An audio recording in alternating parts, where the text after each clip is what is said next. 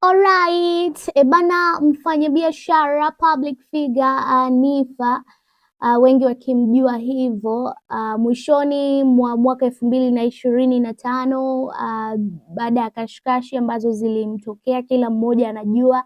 Baadaye sasa, baada ya muda kidogo kupita, zikatoka taarifa kwamba yeye ameachana na mwanaume wake OG, na yeye mwenyewe akaverify swala hili mitandaoni kwamba wao wawili hawako pamoja.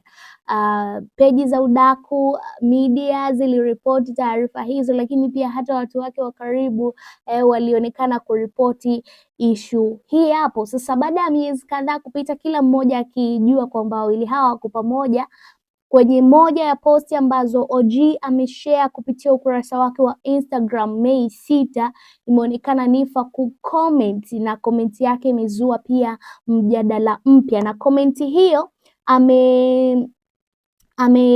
comment kuwa dedication Angel Numbers by Chris Brown, comment ambayo OG ameipin kwenye posti hiyo. Sasa kitu ambacho kinavutia zaidi ni watu wanataka kujua kwamba huo wimbo wa Angel Numbers wa Chris Brown unamaanisha nini, una maana gani? Kila mmoja anataka kujua, kwa sababu wawili hao walisemekana wameachana, lakini comment ya Niffer inakuja pia kuibua mjadala mpya mtandaoni. Sasa mimi nizungumzie tu kwa kifupi huo wimbo wa Chris Brown Angel Numbers. Ni wimbo ambao umetoka miaka mitatu hivi miwili nyuma, 2023, ukiwa umebeba theme ya kwamba ya kupona. Yani wimbo mzima maana yake ni kwamba mtu alifanya mistake nyuma,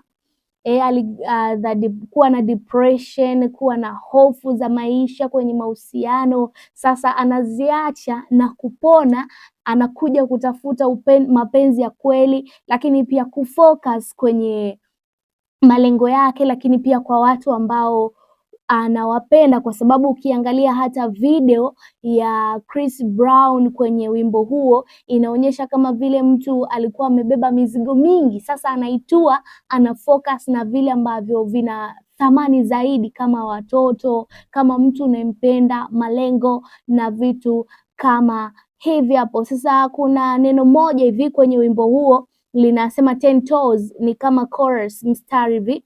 10 toes maana yake ni kwamba licha ya situation zote mtu anazopitia kwenye maisha, lakini anasimama imara kwa wale anaowapenda, kwa vitu vyake vya muhimu, na naweza nikasema hilo ndo jambo kubwa zaidi lililobebwa kwenye wimbo huo. Sasa kwa tafsiri ya Niffer ni kama vile ameacha yote ambayo alikuwa nayo, depression za hapa na pale, unajua umaarufu na changamoto zake. Sasa ameamua kufocus kwa wale anaowapenda. Sasa anawapenda labda ndo OG na vitu kama hivyo. So that is how it is. Umetafsiri vipi tukio hilo? Kwa sababu ndo kitu ambacho kinaendelea mitandaoni. Let me know kupitia comment. It is what it is. Cheers.